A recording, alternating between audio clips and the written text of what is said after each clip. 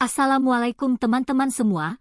Kali ini kita akan membahas di mata kuliah Etika Profesi dan Komunikasi Bisnis dengan materi komunikasi bisnis. Apa itu komunikasi bisnis? Komunikasi bisnis dari beberapa pendapat. Yang pertama yaitu menurut Freud 2006, yaitu komunikasi yang digunakan dalam dunia bisnis dan di dalamnya mencakup berbagai macam jenis dan bentuk komunikasi untuk mencapai tujuan bisnis. Dan sedangkan menurut Purwanto 2003, mendefinisikan komunikasi bisnis sebagai kegiatan yang meliputi pengiriman dan penerimaan pesan-pesan antar dua orang, kelompok kecil, atau dalam satu lingkungan atau lebih dengan tujuan untuk mempengaruhi perilaku di dalam suatu organisasi. Jadi dapat disimpulkan bahwa komunikasi bisnis adalah proses berbagi informasi antara orang di dalam dan di luar bisnis. Komunikasi bisnis yang efektif adalah cara karyawan dan manajemen berinteraksi untuk mencapai tujuan bisnis. Adapun tujuan komunikasi bisnis adalah sebagai berikut. Yang pertama, membagikan informasi, yang mana komunikasi bisnis bertujuan untuk membagikan informasi penting seputar perusahaan ke pihak lain. Contohnya saat ingin merekrut karyawan baru, staf HRD bertanggung jawab untuk memasang iklan lowongan kerja melalui media surat kabar, majalah, radio, dan internet. Tujuan komunikasi bisnis kedua adalah mendorong lawan bicara untuk melakukan suatu aksi. Contohnya seorang sales berinteraksi atau diskusi dengan pelanggan. Maksud dan tujuan dia melakukan hal tersebut adalah agar mereka mau membeli produk yang ditawarkan. Tujuan ketiga adalah menjalin kolaborasi yang menguntungkan. Pasalnya, apabila komunikasi sudah terjalin dengan baik, akan timbul kepercayaan sehingga lebih mudah untuk membangun kerjasama. Contohnya produsen A ingin memasarkan produknya ke luar negeri. Komunikasi intens dengan pemasar negara tujuan akan mudah tercapai. Terlebih dengan adanya teknologi internet, jarak negara bukan lagi menjadi halang. Adapun dengan kata lain, tujuan komunikasi bisnis itu untuk menciptakan yakni pemahaman penerima, yang mana komunikasi bisnis adalah pesan harus tersampaikan dengan jelas sehingga penerima memahami pesan sama seperti maksud pengirim. Komunikasi baru dapat dikatakan berhasil apabila pengirim dan penerima mencapai makna yang sama.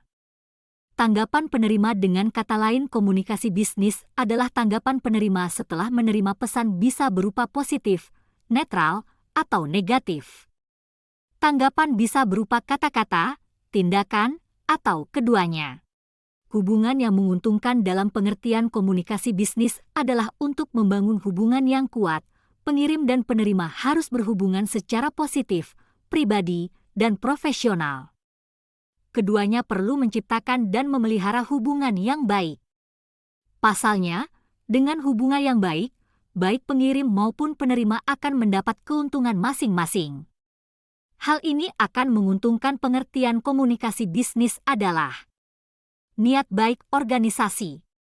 Dalam pengertian komunikasi bisnis adalah niat baik pelanggan merupakan hal yang penting. Begitupun jika perusahaan memiliki niat baik ke pelanggannya, maka akan tercipta keberlanjutan bisnis. Niat baik ini dilakukan dengan cara memberikan komunikasi yang positif baik dari pebisnis ke pelanggan maupun sebaliknya.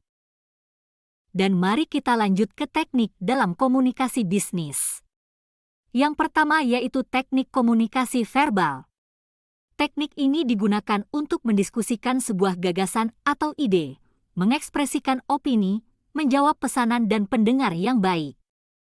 Komunikasi verbal yang efektif yaitu tentang pesan yang disampaikan dapat diterima dan berani untuk mendapat sanggahan atau tanggapan terhadap pesan yang telah disampaikan. Sehingga, hal ini sangat penting untuk mengolah nada suara dan ekspresi wajah ketika menyampaikan pesan secara tatap muka, face to face, atau melalui teleponi yang hanya mengolah nada suara. Lalu ada teknik komunikasi nonverbal.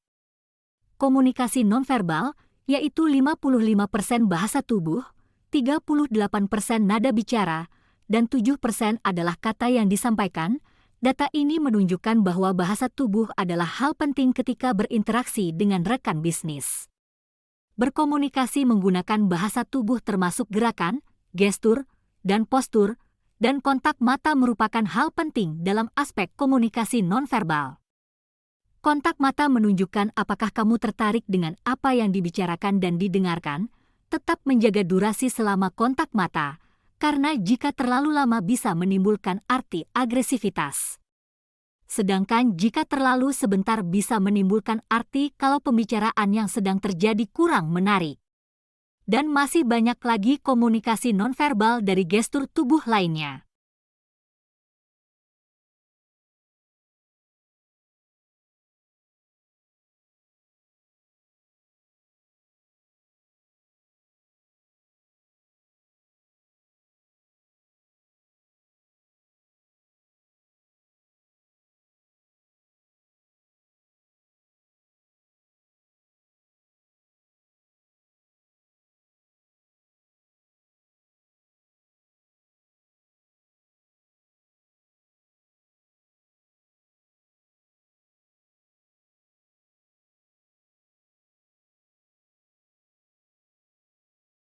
Jenis komunikasi bisnis.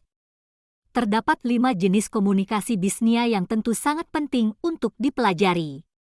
Agar lebih memahami setiap jenis komunikasi tersebut, maka akan dibahas contoh dari masing-masing komunikasi tersebut. Adapun jenis komunikasi bisnis yang pertama yaitu komunikasi horizontal. Komunikasi horizontal merupakan arah komunikasi dalam bentuk mendatar di mana komunikasi dilakukan oleh dua orang atau lebih yang memiliki level yang sama, jabatan yang sama, kedudukan, atau posisi yang sama. Komunikasi ini dapat berlangsung dengan cara tatap muka, melalui media elektronik seperti telepon, atau melalui pesan tertulis. Kelebihan dari komunikasi ini adalah akan terbentuknya suatu komunikasi yang santai dan tidak terlalu formal, sehingga apa yang ingin disampaikan dapat disampaikan dengan baik tanpa harus tertekan oleh jabatan atasan dan bawahan. Akan tetapi komunikasi horizontal juga dapat terhambat apabila ada kecemburuan sosial antara jabatan yang sama, kesalahpahaman, hambatan teknis, dan lain sebagainya. Lalu ada komunikasi vertikal. Dalam komunikasi vertikal ini biasanya dilakukan antar tingkatan.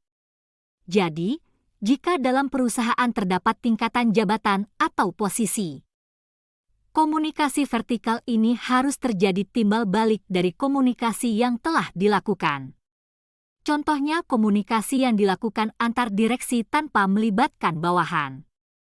Seperti yang telah dibahas sebelumnya bahwa dalam komunikasi ini harus terdapat timbal balik atau komunikasi dua. Dan yang terakhir ada komunikasi diagonal, yang mana komunikasi diagonal merupakan komunikasi yang berlangsung dari satu pihak kepada pihak lain dalam posisi yang berbeda, di mana kedua pihak tidak berada pada jalur struktur yang sama. Komunikasi diagonal merupakan pola komunikasi bisnis yang cukup unik karena agak menyimpang dari bentuk tradisional seperti komunikasi dari atasan ke bawahan, dari bawahan ke atasan, ataupun sesama pihak yang memiliki tingkatan sama. Kelebihan dari komunikasi ini adalah akan terjalinnya pertukaran informasi antara pihak yang mempunyai wewenang yang berbeda tanpa terjadinya tekanan antara atasan dan bawahan, sehingga komunikasi yang terjalin akan lebih luas dan fleksibel.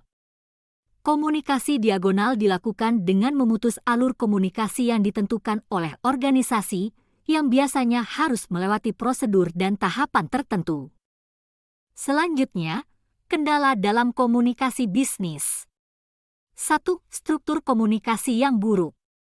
Struktur komunikasi yang tidak esensial dapat menyebabkan beberapa audiens tidak paham, sehingga komunikasi menjadi buruk. 2. Penyampaian yang lemah. Penyampaian pesan yang lemah juga menjadi salah satu faktor kendala dalam komunikasi bisnis, dikarenakan tidak membuat audiens tertarik.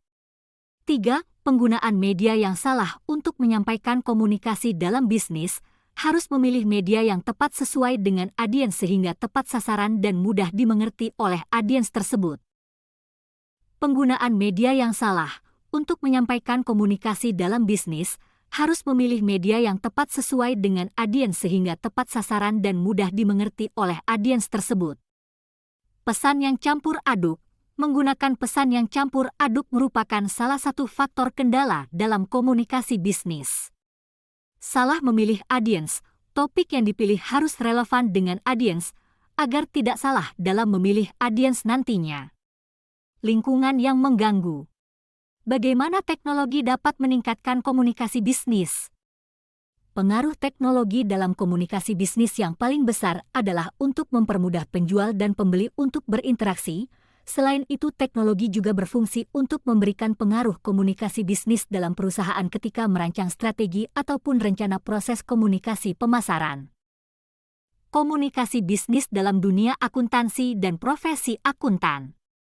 Di dalam dunia bisnis dibutuhkan komunikasi yang lancar antara stakeholders untuk menghasilkan sinergi yang bagus dalam lingkungan kerja. Ilmu komunikasi bisnis merupakan pelajaran yang wajib dipelajari oleh pelaku usaha termasuk akuntan. Karena akuntansi meliputi informasi keuangan perusahaan, maka komunikasi yang bagus dibutuhkan untuk memberikan informasi seakuratnya dan sesuai dengan konteks.